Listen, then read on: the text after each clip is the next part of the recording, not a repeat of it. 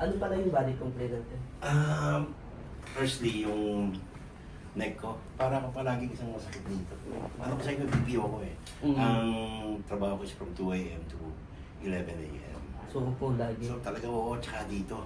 Lower back. Yung lower back, buo siya o one side? Dito lang ito oh. One side. Wala From mga here. baba naman. Wala naman, pero may mga operation kasi ako na naka-apekto na sa akin before pa. Mm. So sa right now, dito lang sa left knee ko, right knee ko medyo masakit lang dito.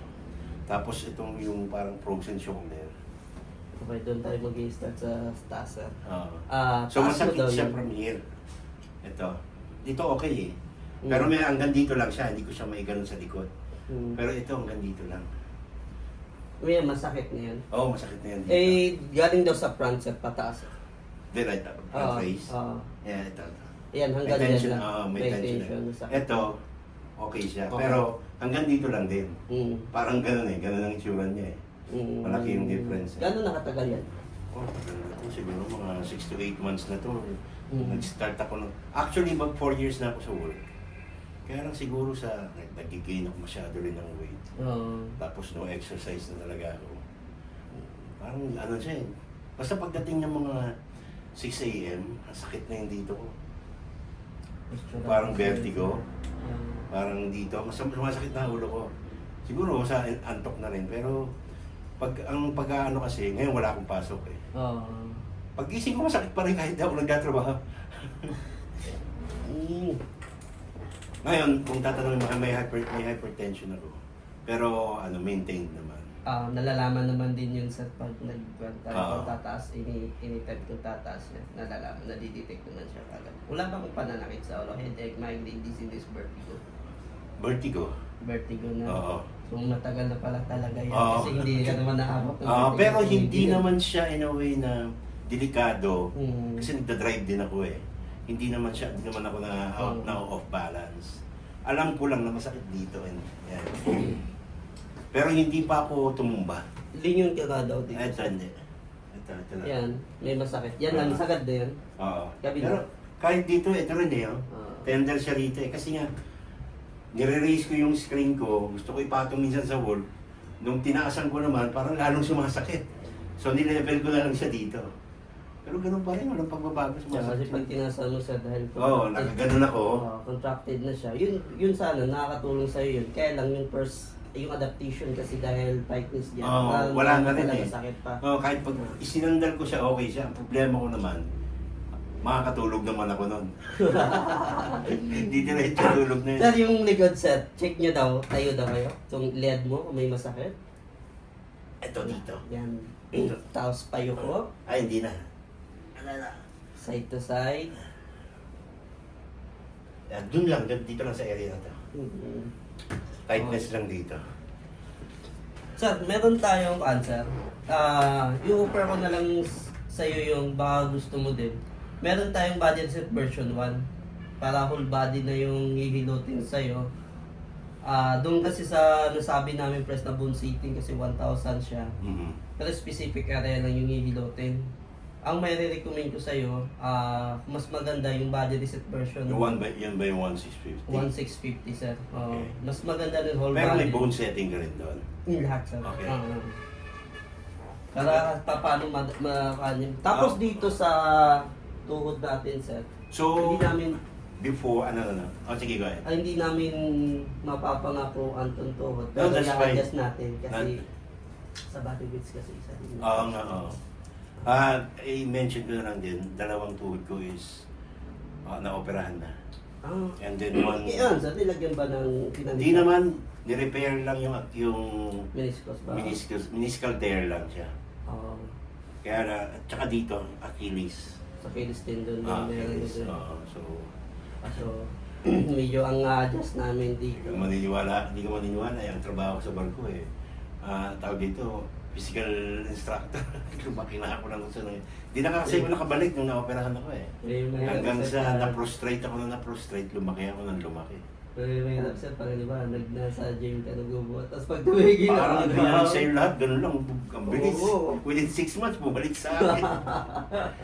Nung nakikita ko na yung sarili ko sa lamin, tinatamad na, depressed na ako.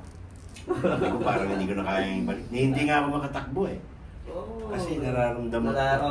Kasi nga, ano na siya, stress out siya dahil sa bigat ko eh. Tapos itatakbo ko pa.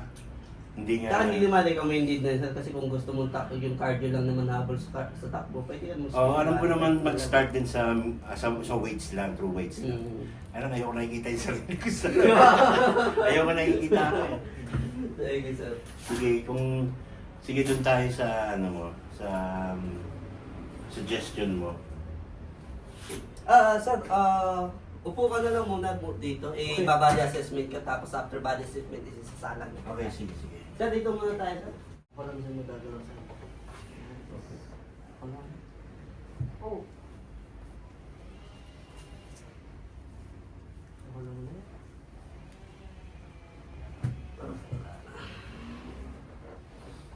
Tingnan malalim. Labas.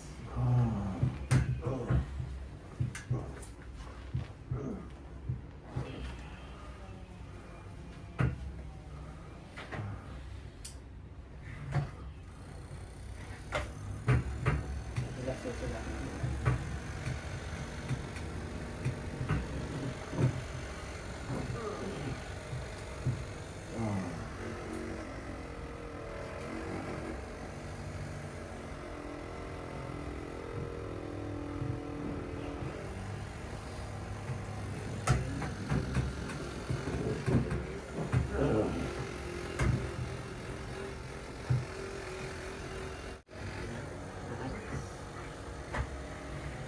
Tingnan malalim.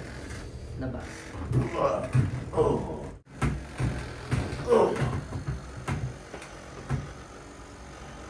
Okay, ihaya.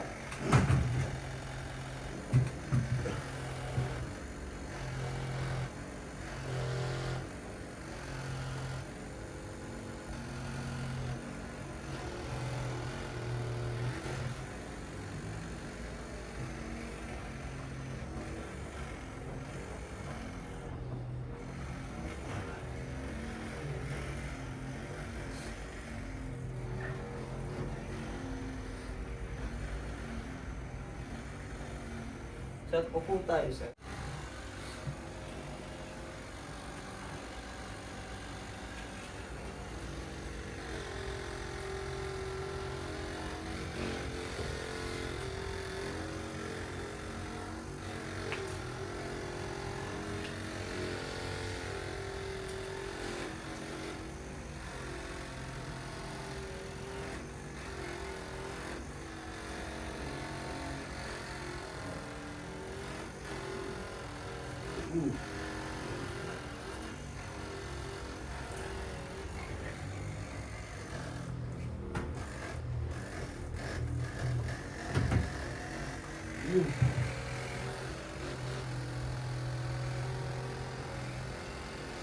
Tingnan lang. Labas.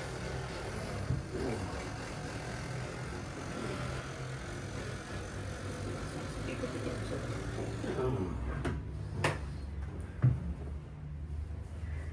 Tingnan malalim. Labas.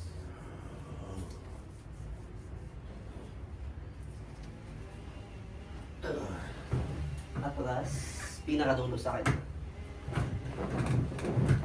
Sige pa, sir.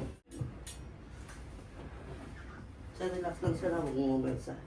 Tingnan malalim. Labas.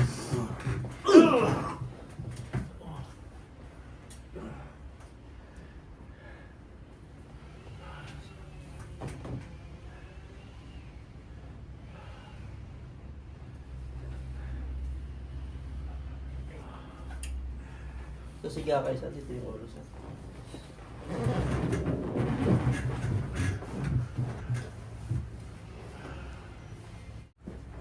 Sir, close your mouth na sir. Huwag lalabas yung dila and huwag lalabas ang turn ito.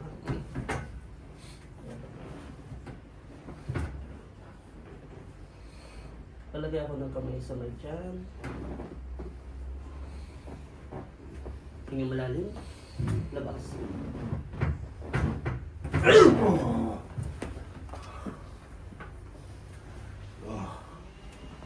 Gusto ang pakiramdam sir?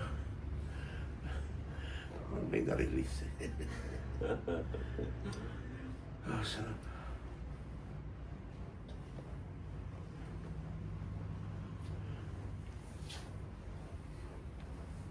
Pag nakabawi na sa hininga, sir, pwede nang pumangon. Okay. Okay.